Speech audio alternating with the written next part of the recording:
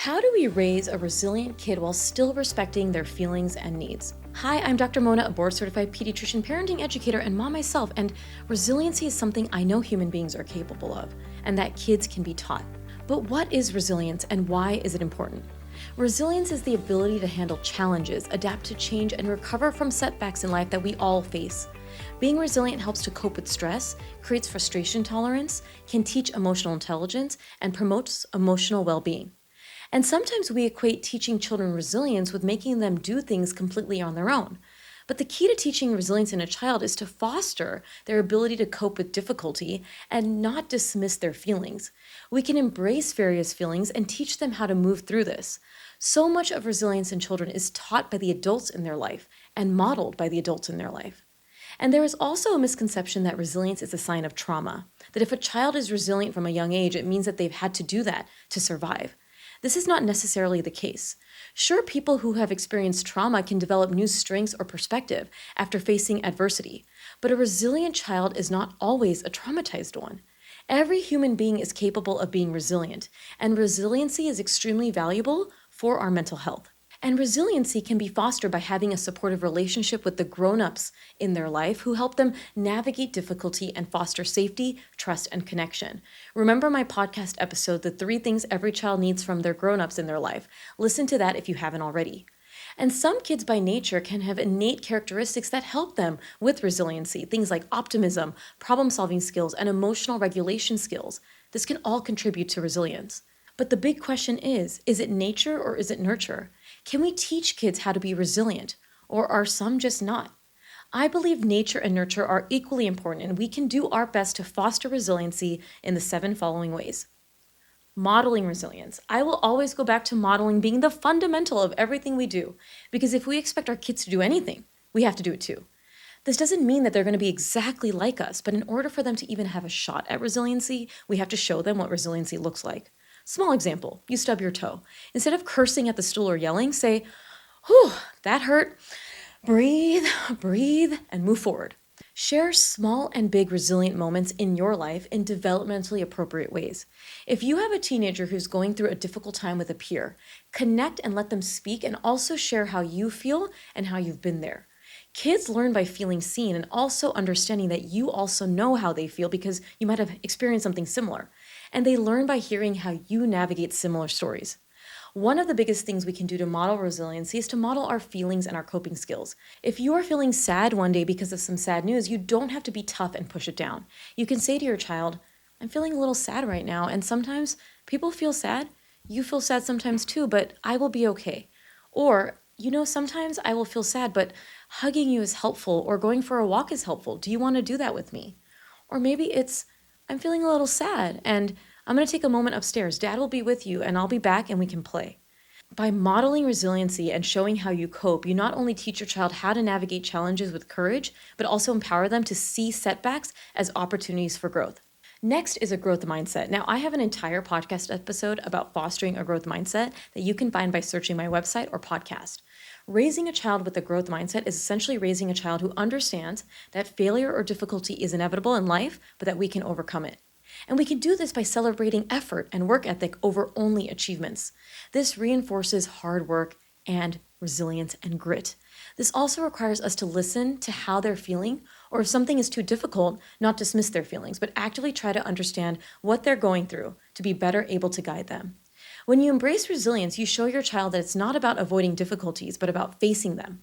It's not about dismissing feelings or saying, "We'll get over it," but working through difficult times and guiding them to move forward. That is how resilience is built. Elaborating more on this concept of not dismissing feelings, building emotional awareness and intelligence. Now, I would love to do an entire episode on this, which could actually be a book one day, and maybe it will, but it's important. We have to allow them to feel feelings besides happiness in order to foster resilience. We have to allow them to know that all feelings will happen in their life. Jealousy, frustration, sadness, fear, joy, anxiety, and all feelings play a role. If we don't allow them to feel, they can't learn how to cope with these feelings in a healthy way. And if they can't learn how to cope, they can't learn how to bounce back from difficult times. Part of this is also creating emotional insight. When we build emotional awareness, we build curiosity about self. We remind our children of their feelings, that their feelings are important, and to communicate feelings and their need for help when necessary. And we can do this by teaching them that 1, feelings are okay, 2, not all behaviors are okay, like yelling, hitting, and throwing, and 3, that they're not alone on this island ever, that they have support for what they need. Leading me to the next important way to build resiliency, reminding our kids that they're never alone. This is huge in how we really build resiliency from childhood, that they may do things on their own, walk, fall, have tumbles, have spills, not know how to draw a line straight, but what we can do to support them. Celebrating them and their relationships, whether it's positive relationships and moments with you, a sibling, a cousin, or a peer. We want to foster community because we are more resilient as a species when we understand we are not alone.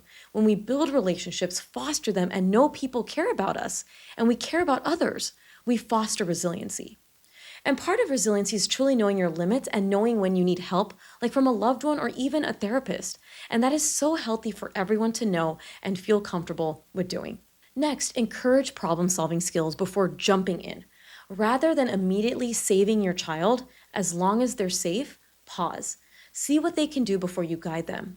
Pausing is my ultimate parenting hack, and I have an entire handout on my website, PedsDocTalk.com, about pausing. By allowing to see what your child does before you jump in, you help them build confidence, self-reliance, and learn from mistakes.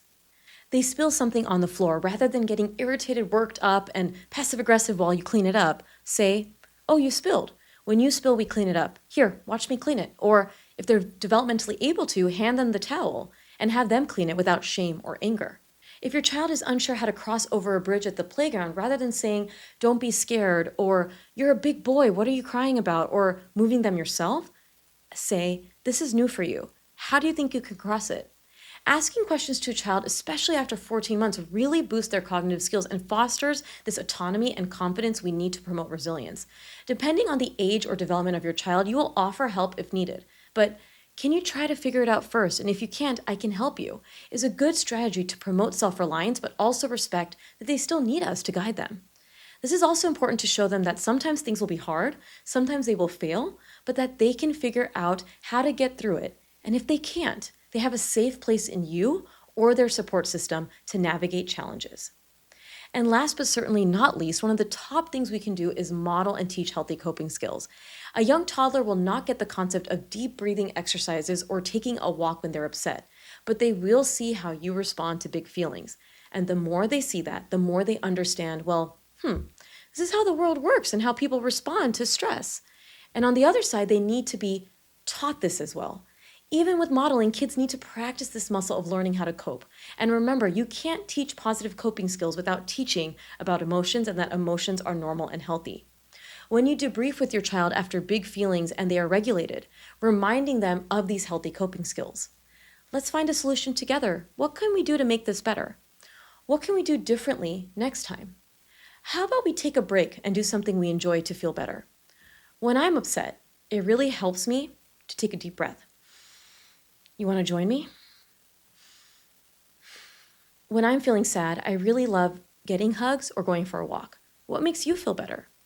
When I'm feeling nervous, I sometimes like to trace my fingers up and down, each one, and breathe. For kids to learn coping skills, they have to see how to apply it, they have to be reminded of when to use it, and they have to know it's okay to feel. By fostering healthy coping skills, we provide essential skills to manage stress and big feelings, promote adaptability to life's challenges, and help them work through problems. Resiliency is a characteristic that can serve so many of us in a positive way, and teaching a child resiliency doesn't mean that they're growing up too fast. Rather, it means that you're helping them develop important life skills. Resiliency is about equipping children with the tools to handle challenges, not about exposing them to grown-up problems prematurely or putting them alone to handle life's challenges. That is not resiliency. When it comes to resiliency, it's not just about surviving difficulties. It's about thriving in the face of them. When we teach our kids to embrace resilience, we are giving them the tools to build a life of courage and perseverance, and are teaching them to respect that things may not always be easy or perfect, but they can get through it, either on their own or with the support of people who love them, like you. Thanks for tuning in. If you love this conversation, make sure to hit that thumbs up sign, share this episode on your social media channels, and subscribe to this channel to stay up to date on all future episodes and our weekly educational videos. Have questions or comments? Make sure to comment below, and I'll see you all next time. Stay well, stay loved, and keep on shining.